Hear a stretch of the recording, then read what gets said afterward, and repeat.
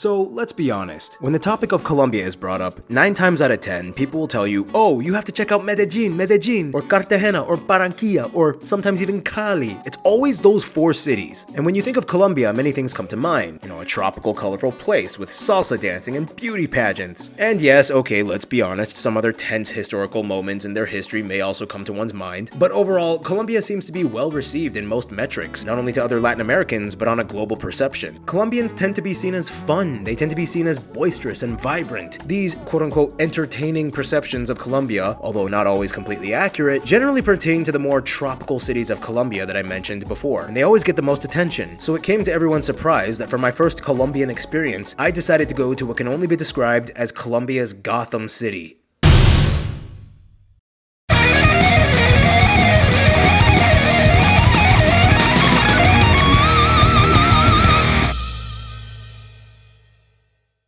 So, I'm gonna start a new series.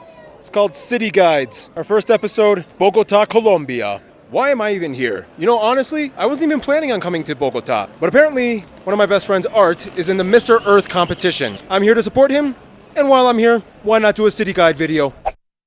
So I'm here at the San Salvador airport. This is my layover. In fact, that's my plane right there. I don't know if you can see it. That's my plane to Colombia, Bogotá. I'm about to leave, but before I do, I'm gonna download my Airalo eSIM right now so that when I get to Bogotá, I will immediately be connected. So one of the most important things you can have when traveling is data on your phone so you can stay connected. To do that, you will need an eSIM, and Airalo makes eSIMs so easy. All you do is download the app for free, type in whatever country you're planning to go to, and it will give you a list of eSIM options available in that country. Then you just choose whatever package you want, purchase it, install it, and activate it. Airalo is the world's first eSIM store trusted by over 20 million people around the world. It gives you access to eSIM packages from 200 plus countries and regions. And now, as you can see, I'm here on the streets of Bogotá in Colombia, and if you check my phone, I have data right there, 5G. Now I have data thanks to Airalo. Install the free Airalo app today so you can stay connected wherever you travel. Use my code GeographyNow3 for $3 off of your first eSIM. It's funny how it's almost never the actual largest, most powerful, and most importantly, the capital city that gets publicized in Colombia. Known for its coldness, both in literal temperature and cultural demeanor, they'd rather wake up early and get to work, build their own empires. The people here would rather establish their credentials instead of assets. It's a chaotic place that has a wild story that started with a legend, and yet it keeps getting overshadowed by its more fun tropical siblings. So when you think of Colombia, a lot of people, they think of tropical, colorful, warm, Caribbean, Latin American vibes. So it's interesting how they chose the coldest place as their capital. So, Miguel, explain, what is the whole nickname of Bogotá? Bogotá es una nevera. We are a fridge because it's really cold in here. Like you can see. It's actually chilly here. Yeah, I noticed. We're really high, so it's really cold. But also because we open our doors to feed everybody that comes in here. You want to come here, you want to work, you want to help, and eat. We will help you out. And feed you as well. Dude, I'm not even joking. I had only been in Bogotá for like 3 hours, and already my subscriber Juan invited me and a bunch of my other subscribers out to the Santa Fe restaurant in the La Macarena neighborhood. It's like a highly appraised restaurant with a ton of awards. You could see it on the walls, and I can't praise this place enough because what they have is top notch. This did not disappoint. Everybody knows, what is it? Bandeja paisa, like the national dish, but there's so much more in Colombia. What do we have here, Juan? This is chorizo braised with panela. Here we have papa chorreada, that is papa criolla. It's topped with cheese. And hogao, that is a tomato-based sauce. Patacones, this is plantain crushed, fried with guacamole, hogao, and chicken. So much flavor. I love this. Arepa with ropa vieja. Old clothes. It's overbelly, cooked really slowly, and then torn apart. Beef belly that's been shredded up. Exactly. With arepa, skinny arepa. All right, time for the vieja ropa. It's like beef spaghetti. Really good sauce. The stringy beef, it has a really unique texture. Colombians don't do spice a lot, do they? No. Really? Not really? Not that much. Not overbearing, right? Yeah, food, yeah. I feel like that's the theme of Colombian food. Like, comfortable food. Yeah. Kind of, yeah. Over there, we have... Jeez, the music. Oh, God. Oh, cumpleaños a ti! Cumpleaños a ti! Oh, there's a birthday over there somewhere. Yeah. There's a little thing that you guys need to know whenever you come to Colombia.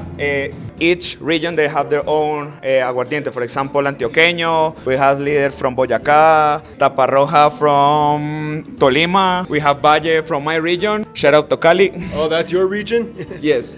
I guess you could say that was my first literal taste of Bogotá, but my main objective was to really understand, how is this city different from the others? What makes a person a Bogotá person? We have the rolos and the cachacos. So one of them, it's the cachacos that are the ones that are born and raised here in Bogota and whose parents are just from Bogota. So they go back in time and they're cachacos. So the cachaco part of the name comes from the camisa, so it's the shirt, chaleco, it's the vest, and the corbata.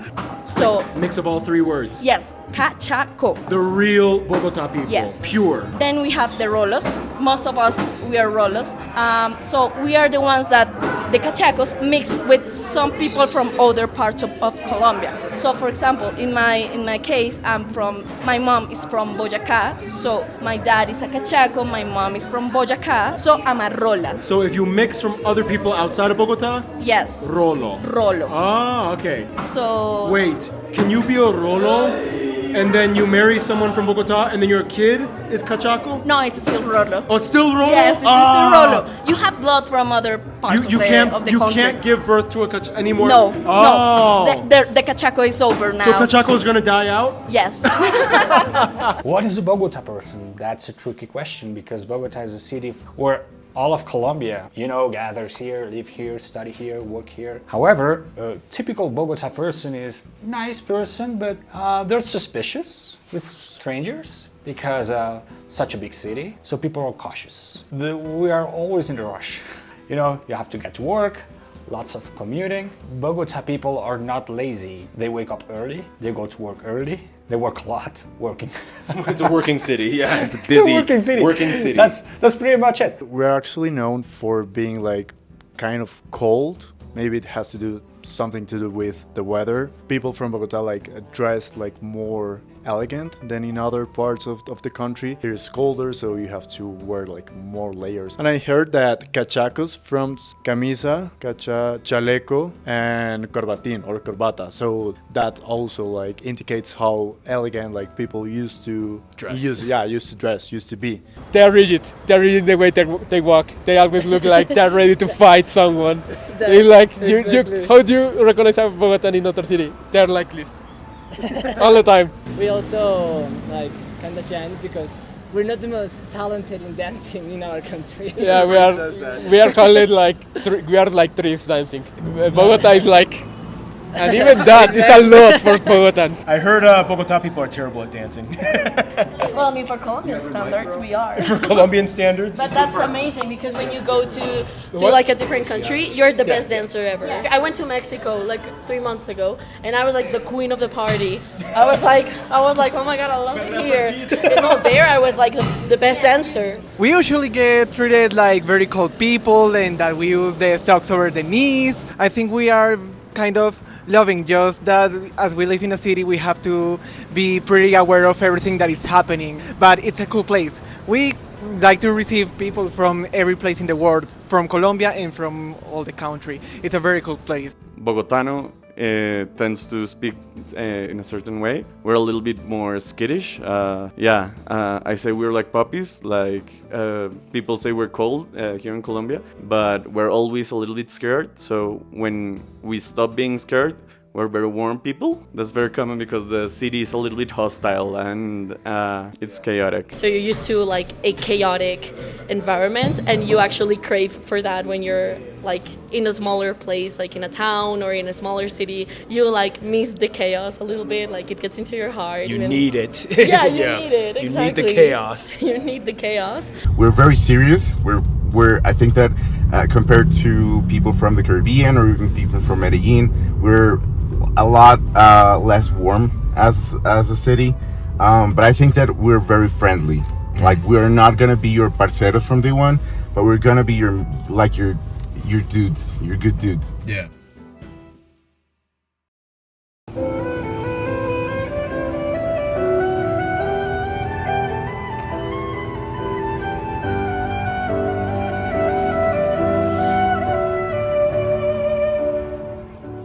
So I guess the common thread that I'm getting at is that Bogota is kind of like a cold, stern, and stoic city with people that have trust issues and can't dance. It also seems to be where the hustle is, where Colombians go to become something. In Colombia, you can't reach the top without literally going to the top. And with an elevation like this city, the top can go pretty high. You come to Bogota, number one thing you gotta do, Monserrate. You go to the top of the mountain, you see the whole city, everybody does it.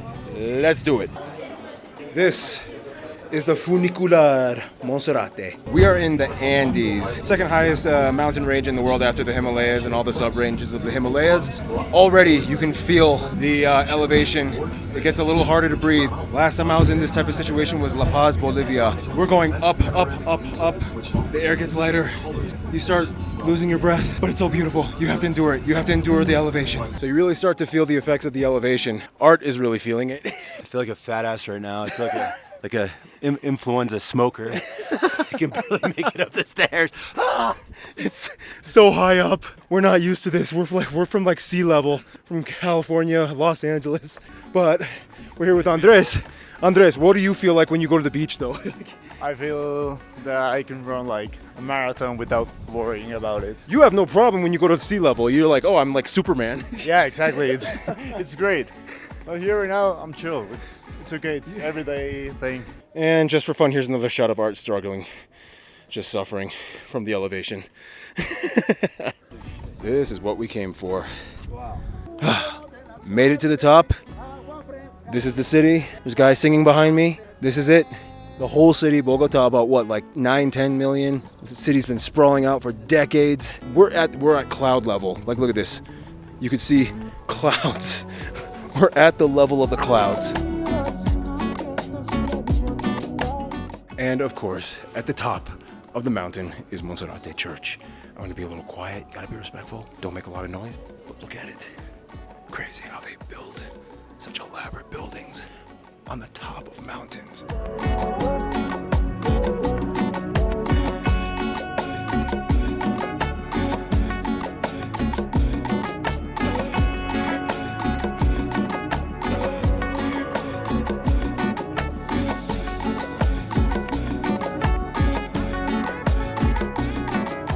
Just on the surface, a few small things I'm noticing from my first impression. Bricks, bricks, bricks, bricks. Everywhere I go, I see those iconic red and beige brick buildings and high-rises. They make their presence known as if to say, we will not stand back in a contemporary world that values steel and glass architecture. We are co-equals. Second, bikes, bikes, bikes. Bike paths are everywhere. Bogota is considered the most bike-friendly city in Colombia. Every Sunday they even have ciclovia, where many roads close down and are only open for bicycle and pedestrian use. I'm also told that sadly, one of their national heroes was a bicyclist, but recently he got convicted of multiple murders. They don't like to talk about him. But anyway, the city layout is unique in that it parallels the mountains, so you always know where you are if you can see them. Calles always go east to west, and carreras always go north to south, and everything is numbered off of how far it is from the city center. Nonetheless, the traffic is insane. All these motorcyclists are trying to, even they're stuck. Look at this ambulance.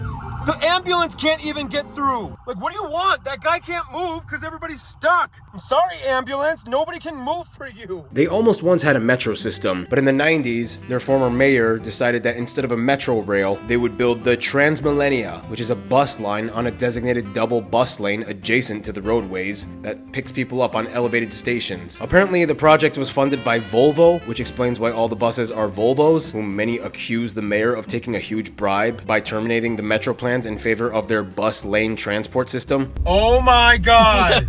All the buses are made from Volvo. Pretty much everybody in Bogota has opinions on this, as it is not a metro, which is what they wanted, and the double lanes pretty much take up space that could be used for more cars, which could help with the already insane traffic. Look at this. So much traffic.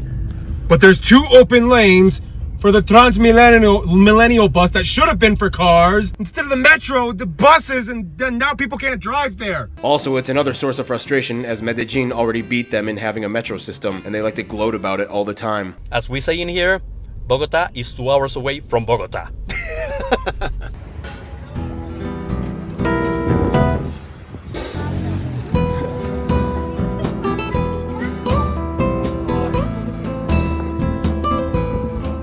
Okay, so you guys know the legend of El Dorado, right? You know, the city of gold, where they thought there was going to be buildings and everything made of gold. It turns out it was actually the people wearing gold, but either way, gold, gold, gold. Nothing really exemplifies Bogota more than this place, the Museo de Oro, the Gold Museum. Okay, well, actually, the real El Dorado was Guatavita Lake, which is like an hour away, but close enough, close enough. They even named their international airport after El Dorado. Nothing more exemplary of Bogota than gold.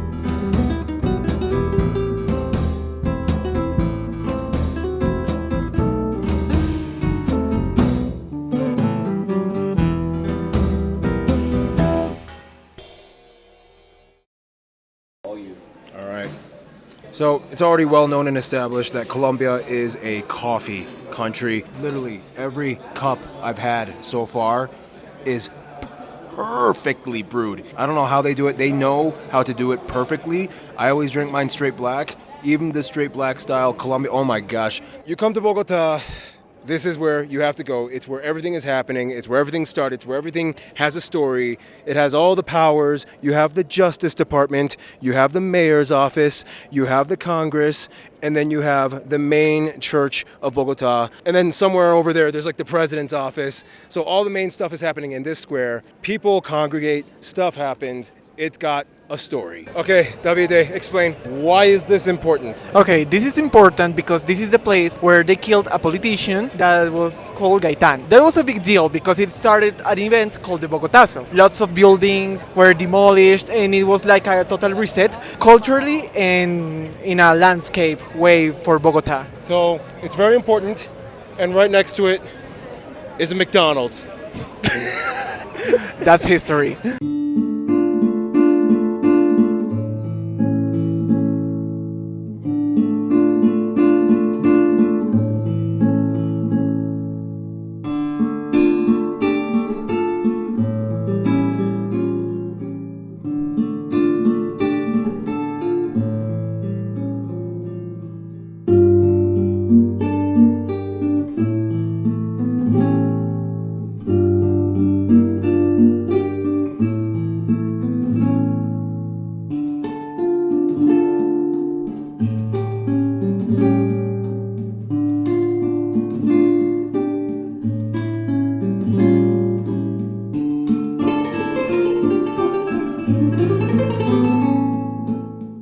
Andres, I'm noticing in a lot of these paintings and pictures, it's like the Colombian people, they're very mixed. Like you see a lot of like, most people are mestizo or like mulatto or like, it's just such a huge mix. I mean, yeah, what do you think about that? Like, yeah, there was like a huge mix in the colonial times, but it's nothing that we talk a lot in like nowadays, like here we're like all Colombian, like there's like these differences between mulatto, mestizo, whatever, but nowadays like no one says like, yeah, I'm half mulatto and half just Spanish, Colombians. just Colombian. We're all Colombians and that's it.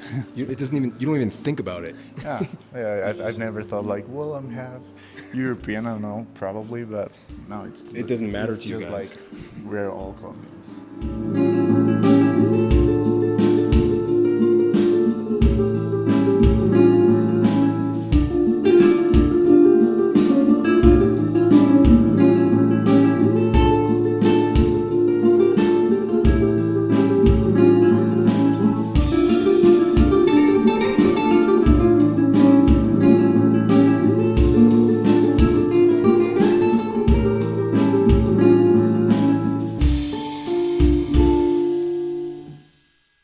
So what do you get when you have heavy metal projectiles and explosives? It's Tejo! Christian, please explain, what is Tejo? So Tejo is like native bowling, I would say. It's from the region of central Colombia, the Cundiboyacense plateau. But what you do is you basically throw these metal rocks towards the court target over there. Yeah. That is filled with clay. These are called tejos. These are the tejo. So the official name is turmeque. Oh. But since these are called tejos, that is why we call this sport tejos. What's the point of tejo? The point of tejo is to get the closest to this ring over here. The team that gets the closest to the ring earns 1 point. If a team hits one of these red triangles, it will blow out, it will explode because they are filled with gunpowder. If you explode one of those without the tejo getting stuck in, then you earn 3 points.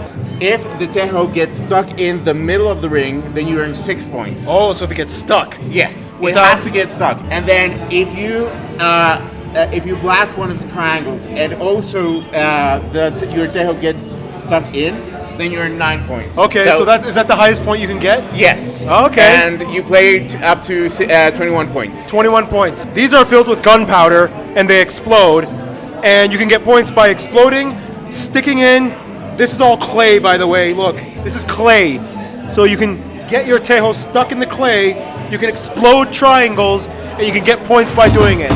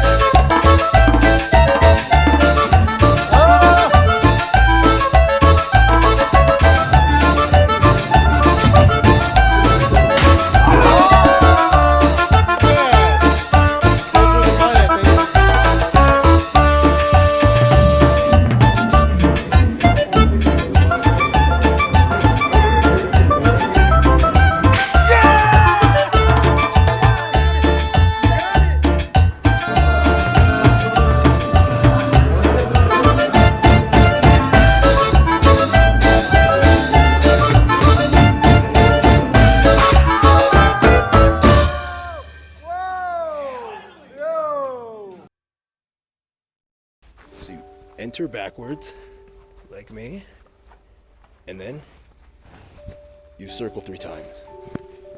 And then what do I do on the third one? Touch, okay. Touch, touch. Touch your cornerstone? Okay. Asking permission to be in here. Asking permission to be in here. And make sure that we're being welcome. Okay. Shoa shehikan el niviayowe, gachasuawe, kekamuiskawe, huechamuiskawe, noshkawe. Estamos en el territorio muisca de Suba, en uno de nuestros santuarios, al lado de nuestro Cusmuy, nuestra casita ceremonial, y al lado de nuestro fuechi, nuestra cocina. Iqua. I'm gonna be honest, this was probably one of my favorite experiences in all of Bogotá, because if you go to the northern Suba neighborhood of the city, you can find the largest indigenous community of Bogotá, and the largest one being the native Muisca people native to this area. And yes, within the metropolitan area, they have a legally recognized native territory. My subscriber Miguel invited me over not only to see the Muisca territory and sanctuary, but to also be a guest on the Muisca radio station. I mean, come on, how many people get to say that they were randomly invited to be on Muisca Radio? Nosca, raíces muiscas, voces de sur. El día de hoy tenemos un gran invitado, tenemos a Paul, él es un youtuber. And the language was not only forbidden, it was lost, and we revive it. We bring it from the ashes, so... In the Suba neighborhood of Bogotá, there's a Muisca sanctuary, and you start to see it look like this.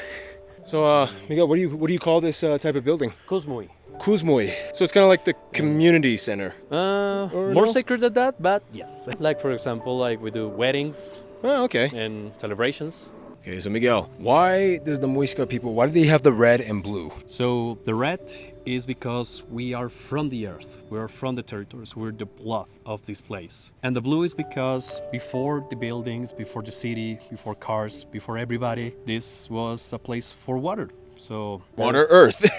When you have no idea what you're doing and you're going to Bogotá and then somehow you end up in a Muisca radio station.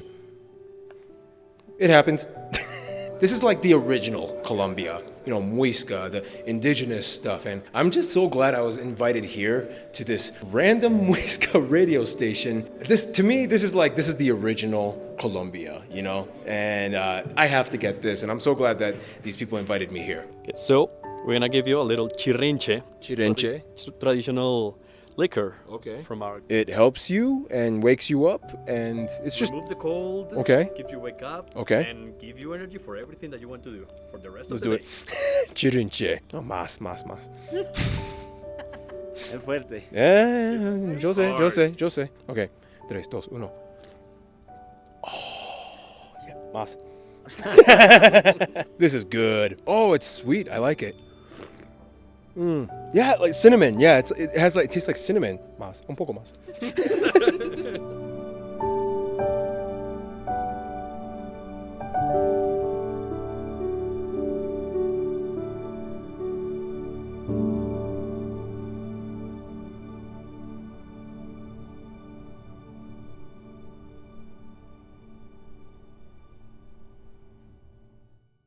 So imagine all the cities of Colombia are a family, like Cali, Medellin, Bogotá. What family member is Bogotá? What do you think? What do you think? It has to be like an important one, so it'll be like the father or the grandfather, something that's very important inside the family, because everything like happens here. It's not very flashy, it's not Medellin, it's not Cartagena, it's not very touristic, so it'll be someone that's important, but it's not like the center of attention, but Bogotá will be like a key member of the family. It's a good boss around the other cities. I don't see it like a family because we hate each other. Hello, man. I think it will be like the old father or old grandparent, like it's a little bit drunk all the time because we lay orders over everyone. The country is really centralized around Bogota. Medellin people is like all the time bragging about the metro, and we are like, well, you have metro, but we are the capital.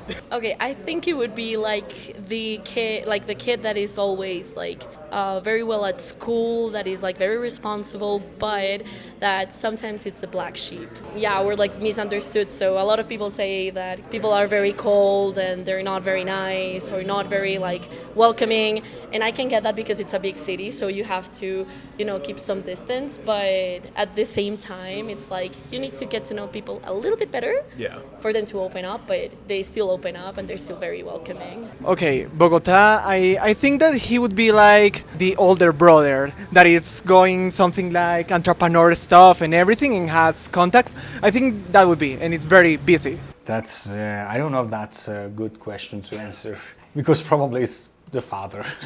Bogota is the provider city. Decisions are made here, so it's a very important place because of that. So, however, nowadays we see lots of very powerful women. It might be the mother. Yeah. Working most of the time and letting loose on the weekends. We're not the party animals that some other cities are. Like Barranquilla has the carnival, and Cali is always dancing, and Medellin, they believe they're the best, but well, they have the best self-esteem. The best self-esteem. Yeah, by far. Oh, the one that hides into the basement, I will say. The one that is not very... Hides in the basement? Yes. Some of us, we are friendly. Some of us, well, we are little not. colder. Yes, Yeah. but definitely... we can say also that we're not the nerdy ones, the nerdy, because most of the best universities are here, I will say. So we are the nerdy ones that are studying in the basement, maybe. Studying in the basement? Yes. Any last word? The whole world is watching right now. They don't know anything about Bogota. Any last words to the whole world watching right now? What do you want to say? One cool thing about Bogota and many places in Colombia is that Colombia is not actually an expensive country. You can do a lot of upscale things with just $20. go to Monserrate, go to the city center, a variety of gastronomy, so a lot of restaurants, very good quality. So come here to Bogota. Oh, also, bring a jacket because this is very, very cold, okay? For Colombian standards, we cannot dance. I mean, that's Well, not. you said your mom's from Cali, right? Yeah, my mom is from Cali. So but you know a little bit, right? I mean, I have seen my mom dancing, and she is great. And unfortunately, I didn't inherit those genes, so that is like kind of sad. But the good thing is that when you are outside of Colombia, like people are always like, "You dance so good," and you're like, "Really?" Because in Bogota, I suck at dancing. In Medellin, I suck at dancing. In Cali, I suck at dancing. So it's good. But when you go outside of Colombia, yeah, exactly. everybody thinks you're good at dancing. Exactly. Most people doesn't know what the history of the city truly is, because since the age time before the Spanish arrived, the city had a really brilliant people. Yeah, it had the muiscas, le bacata, Yes. el sipa y bacata. Yes, like literally very near from here.